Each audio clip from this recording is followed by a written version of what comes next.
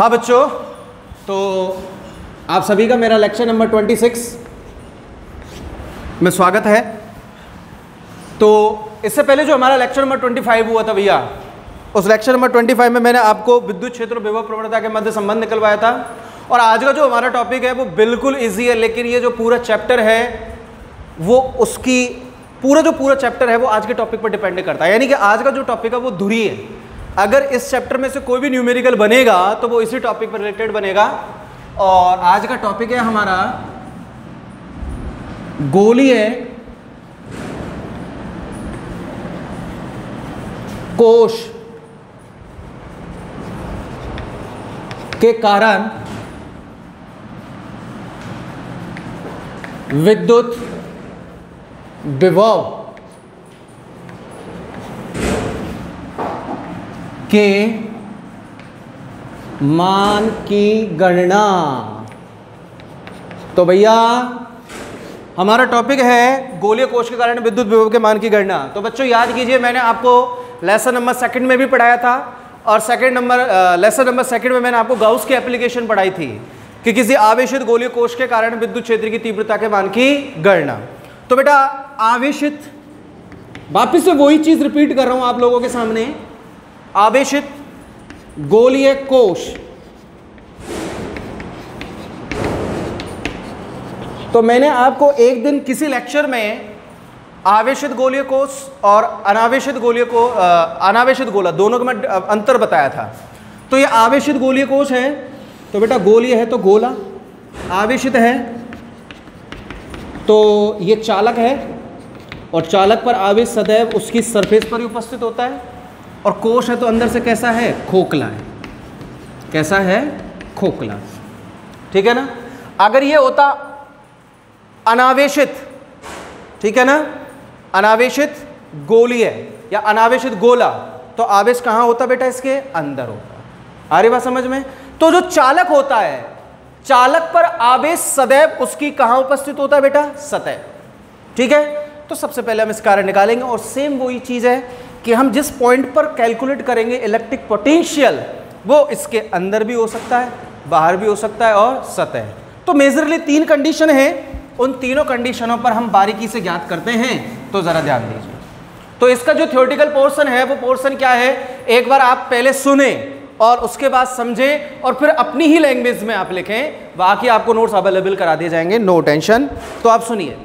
माना एक आवेशित गोलीय कोश जिसकी रेडियस कैपिटल R है। अब इस आवेशित गोलीय कोश के केंद्र बिंदु से स्मॉल r दूरी पर हमें कोई बिंदु P उपस्थित करते हैं, जहां पर हमें विद्युत विभव के मान की क्या करनी होती है, गणना। अब ये जो पॉइंट P है, ये गोले के अंदर भी उपस्थित हो सकता है, बाहर भी हो सकता है और सतह पर भी उपस्थित हो सकता है। ठीक है। तो नंबर 1, जब बिंदु P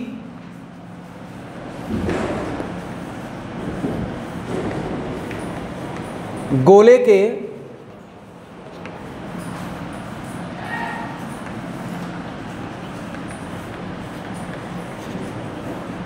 बाहर उपस्थित हो, तो जब बिंदु P गोले के बाहर उपस्थित होगा तो आप देख सकते हैं ये बेटा गोलीय कोश हो गया। This is the centred point O and this is actual radius capital R। अब बेटा आवेशित गोलीय कोश है तो मैंने इसकी सरफेस पर चार्ज को डिस्ट्रीब्यूट कर दिया है।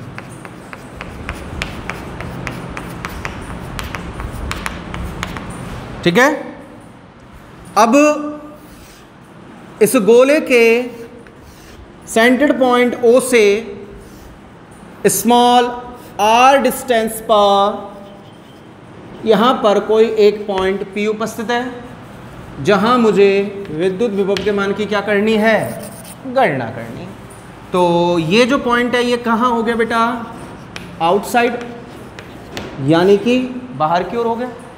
अब इसके लिए हम एक अन्य कोई गोला खींच सकते हैं, जिसकी मैं केवल आपको एक काल्पनिक संरचना व्यक्त कर रहा हूँ। ये भी कैसा होगा भैया, आवेशित ही तो होगा ये। ठीक है। और यहाँ पर हमने कोई भी एक परीक्षण आवेश क्या रख दिया है, Q0 रख दिया है।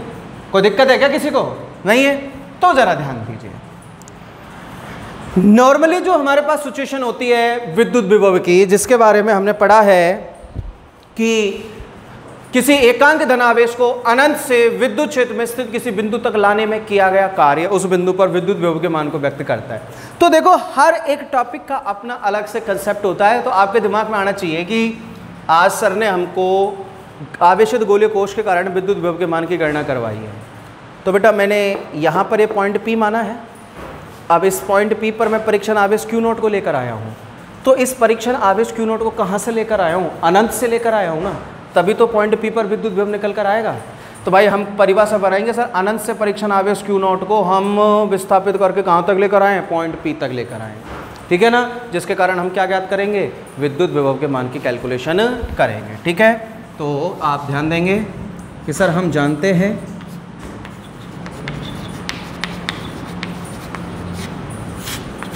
याद कीजिए, इससे पहले वाला जो मैंने लेक्चर लिया था उसमें मैंने आपको विद्युत विभव के मान की गणना करवाई थी, तो जिसका फंक्शन आ रहा था बेटा v बराबर में माइनस इंटीग्रेशन ई vector dot D R vector. Limitation कहाँ बन जाएगी? अनंत से पॉइंट P पर लेकर आ रहा हूँ, तो लोअर लिमिट क्या बन जाएगी? इन्फिनिटी।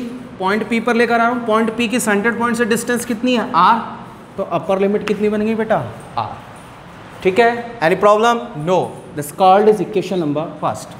यहां पर E क्या है भैया? E है यहां पर विद्युत क्षेत्र की तीव्रता। तो बिंदु बतावेश के कारण विद्युत क्षेत्र की तीव्रता निकालेंगे, तो सिंपल सा है, हम जानते हैं, मैंने आपको पहले ही चैप्टर में विद्युत क्षेत्र की तीव्रता के मान की कैलकुलेशन करवा दी थी, और वो भी बिंदु बतावेश के कारण। तो E vector is equal to में फंक्शन बनेगा KQ upon R square into R cap. मैंने वेक्टर फॉर्म में लिया है ई वेक्टर का मान, ठीक है। अब समीकरण नंबर 1 में मैं ई वेक्टर का मान रख रहा हूँ, तो v इज इक्वल टू में minus integration limit infinity to r, E vector की जगह पर मैं रख रहा हूँ KQ upon R square R cap dot D R vector. यहाँ से अब मैं क्या कर रहा हूँ, जो कॉन्स्टेंट डिफलन है उसको बाहर ले रहा हूँ, KQ को हम बाहर ले चुके हैं, integration infinity to r then 1 upon R square R cap dot D R vector, ठीक है।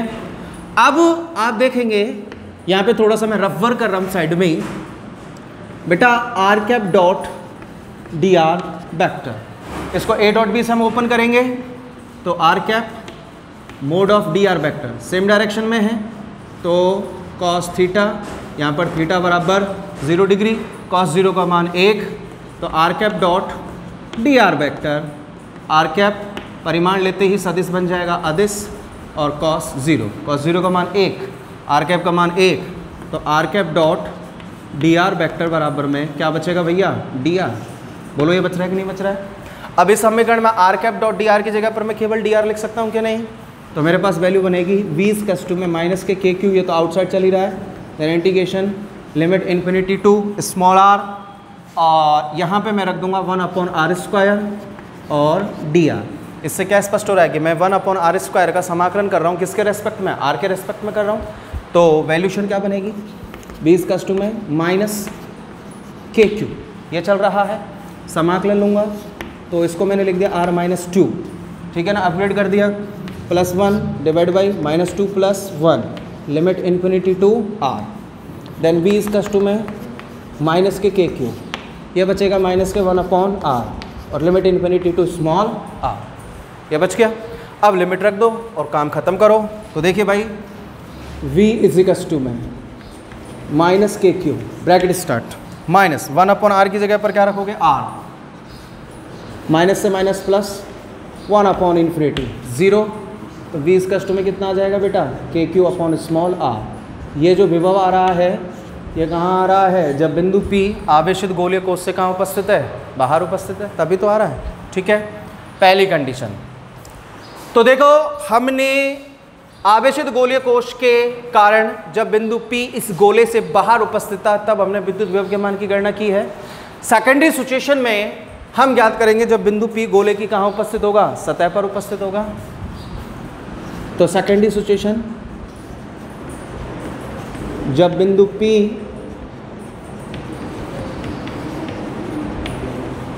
गोले की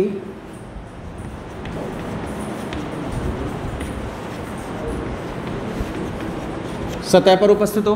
तो बेटा सतह पर उपस्थित कर रहा हूं और ध्यान देंगे आप बोर्ड की तरफ। ये गोला, रेडियस कैपिटल आर, ओ सेंटर्ड पॉइंट, और ये मैंने सरफेस पर चार्ज को डिस्ट्रीब्यूट किया है, कर दिया चार्ज को डिस्ट्रीब्यूट। अब जो पॉइंट पी है वो सरफेस पर होगा, स्मॉल आर हो गया। तो we know that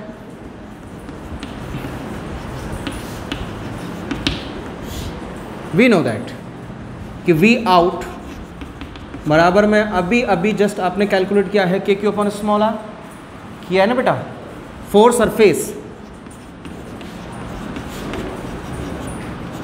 small are कितने के बराबर हो जाएगी, कैपिटल आर के, आप चित्र से देख सकते हैं। तो सरफेस पर जो इलेक्ट्रिक पोटेंशियल होगा वी सरफेस बराबर में कितना हो जाएगा,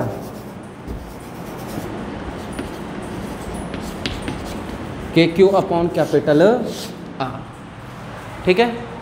next last and final situation जो इससे थोड़ी सी डिफरेंट है, क्यों, और वो डिफरेंट भी क्यों बन रही है, क्योंकि आप जानते हैं कि आवेशित गोलीय कोश है जिसके अंदर आवेश की उपस्थिति को नगण्य माना जाता है। अब अंदर हम जाएंगे तो कुछ ना कुछ तो खुरापात होना ही है, तो वो खुरापात क्या है देख लीजिएगा।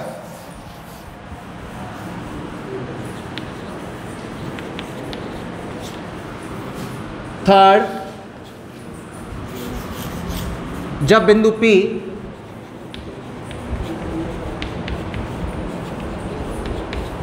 गोले के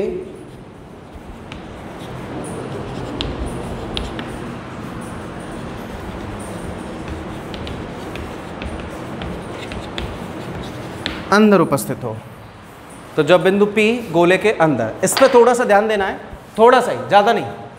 तो आप देखिए जब बिंदु P गोले के अंदर उपस्थित होगा, प्रूफ,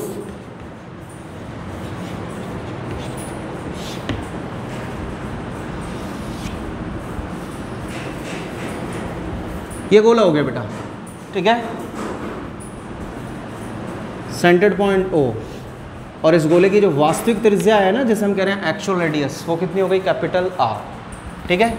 अब देखो दूरियों का स्थानांतरण मैं आपको बता देता हूँ। बाहर था तो small r is greater then capital R, surface पर स्मॉल r बराबर में कैपिटल R। अब अंदर है ना बेटा, तो ये लीजिए, हो गया ना स्मॉल r, तो यहाँ पर small r is less than of capital R। ठीक है। आवेशित गोलीय कोश है, तो बेटा आवेश को मैंने कहाँ उपस्थित किया है, सतह पर कर दिया, सीधी सी बात है। ठीक है। अब दिमाग में एक चीज़ फिक्स रखो कि सर आपने ही हमें बताया है कि अगर कोई भी एक आवेशित चालक है तो आवेशित चालक की सतह पर ही आवेश उपस्थित होता है। इस चीज़ को ध्यान रखें। अगर आप उसके अंदर आवेश लेकर जाओगे तो आवेशित चालक के अंदर आवेश की उपस्थिति को नगण्य माना जाता है। हम ज्ञात कर रहे हैं विद्युत विभव, तो सीधी सी बात है विद्युत विभव के लिए एक अंक धनावेश को हम कहाँ से लेकर आ रहे हैं, अनंत से लेकर आ रहे हैं ना। तो आप ध्यान दें, हम जानते हैं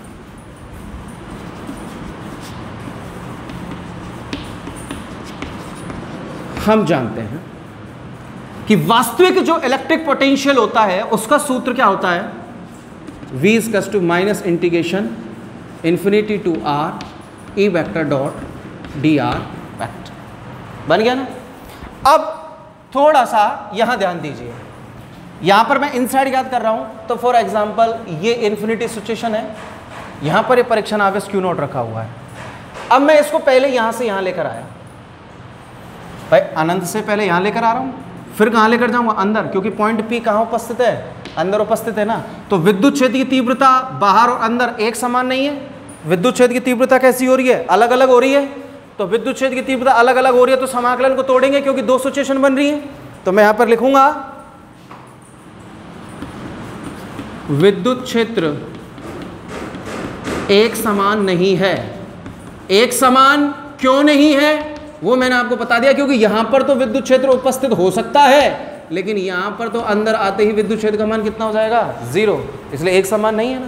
एक समान नहीं है तो समाकलन को तोड़ने पर तो समाकलन को तोड़ने पर अब दो लिमिट बन जाएंगे आपके पास।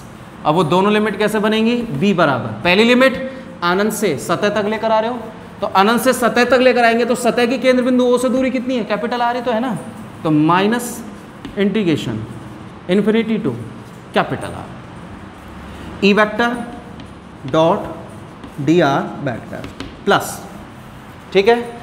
अब सतह से कहाँ जा रहा हूँ? पॉइंट P तक जो कि अंदर है, तो मैं यहाँ पे ब्रैकेट लगा दूंगा, माइनस इंटीग्रेशन, सतह से जा रहा हूँ तो प्रारंभिक सीमा कैपिटल R, कहाँ तक जा रहा हूँ? पॉइंट P तक, पॉइंट P की बिंदु O से दूरी कितनी है? स्मॉल r, तो सेकंड लिमिट बन गई capital R to small r E vector dot D R vector, बना दिया ना, ब्रैकेट खोलिए, v इज में minus integration infinity to capital R E vector dot D R vector, खोलेंगे तो minus integration limit capital R to small r E vector dot D R vector. ये बाहर वाली है तो ई आउट, ये अंदर वाली है ई इन, और आप जानते हैं अंदर की ओर आवेश उपस्थित नहीं होता, तो आवेश उपस्थित नहीं होता तो ई इन बराबर कितना हो जाएगा? 0 हो गया 0। तो आपके पास क्या वैल्यू बचेगी? ये पूरा पद ही खत्म हो गया ना, यहाँ से हो गया पूरा पद खत्म, तो b बराबर में आपके पास बच रहा है minus integration limit infinity to capital R E out vector dot D R vector, ये वैल्यू बच गई। अब थोड़ा सा मैं सफाई अभियान चला रहा हूं,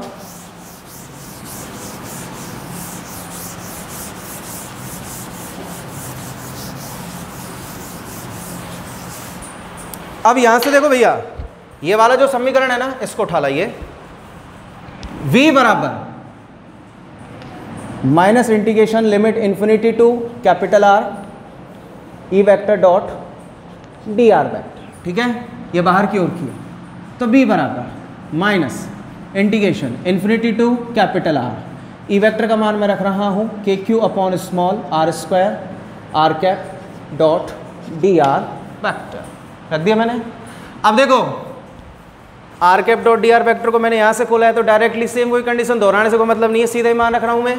तो देखो बेटा v इजिकल्स टू में माइनस के क्यू को मैंने बाहर ले लिया, integration infinity to capital R 1 upon r square, और r cap dot D R का सॉल्यूशन मैंने आपको यहाँ बताया, तो मैं डायरेक्टली इसकी जगह पर यहाँ से क्या लिख रहा हूँ? डी आर रख दिया मैंने।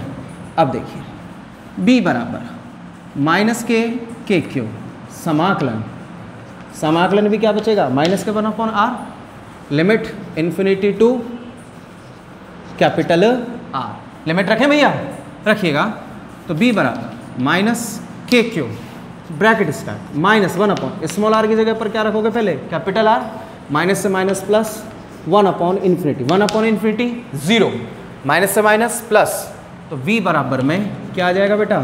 के क्यू अपॉन कैपिटल R, और ये वैल्यू कहाँ आ रही है? गोले के अंदर, इनसाइड इलेक्ट्रिक पोटेंशियल।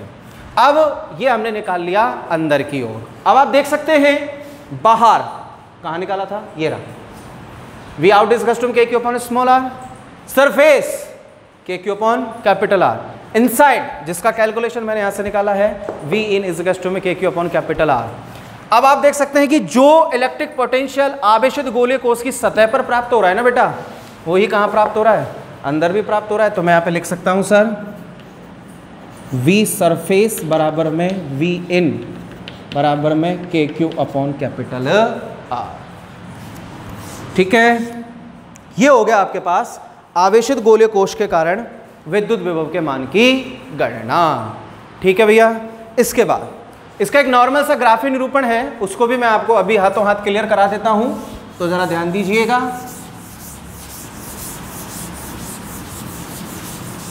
तो हम हेडिंग डालेंगे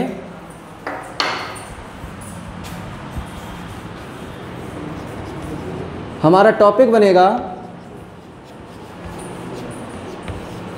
आवेशित गोलीय कोश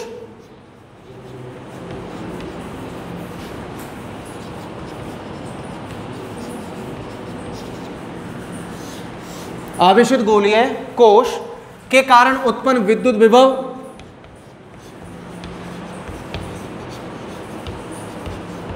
V व दूरी स्मॉल r के मध्य ग्राफ। तो विद्युत विभव V व दूरी स्मॉल r के मध्य ग्राफ ड्रॉ कर रहे हैं हम। तो देखिए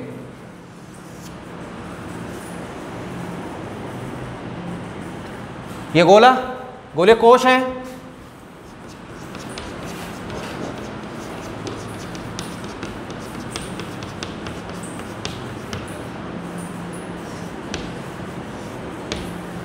ये इसकी रेडियस,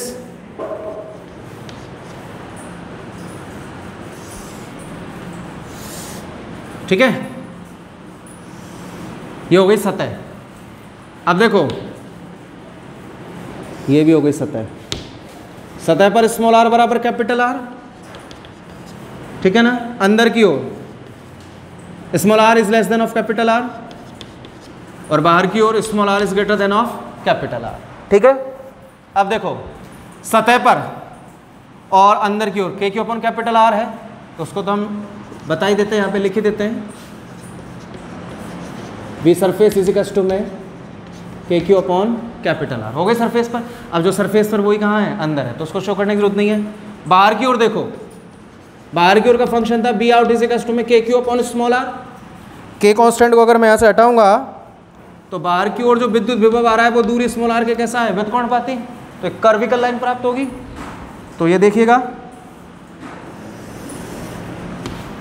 तो यहाँ पे पहले तो मेजर फंक्शन लिखो V out is equal to में KQ अपॉन स्मॉल r, और अब वो मुख्य कारण लिखो जिसके कारण ये कर्विकल लाइन आपको प्राप्त हुई है। वो रीजन है कि सर बाहर की ओर जो विद्युत विभव है ना वो दूरी स्मॉल r के कैसा है, व्युत्क्रमानुपाती है।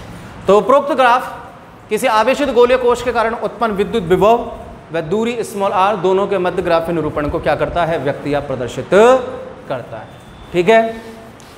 उम्मीद करता हूं कि ये जो छोटा सा कंसेप्ट मैंने आपको आवेशित गोलीय कोश के कारण विद्युत विभव के मान की गणना का बताया है, यह आपके समझ में आया होगा। और आप इसे एक बार रफ वर्क करेंगे घर पर, पहले समझेंगे, समझने के बाद अपनी लैंग्वेज में इसको हल करेंगे। उम्मीद करता हूँ ज़रूर समझ में आएगा। आगे की जानकारी आपको नेक्स्ट लेक्चर में दे दी जाएगी। Thank you.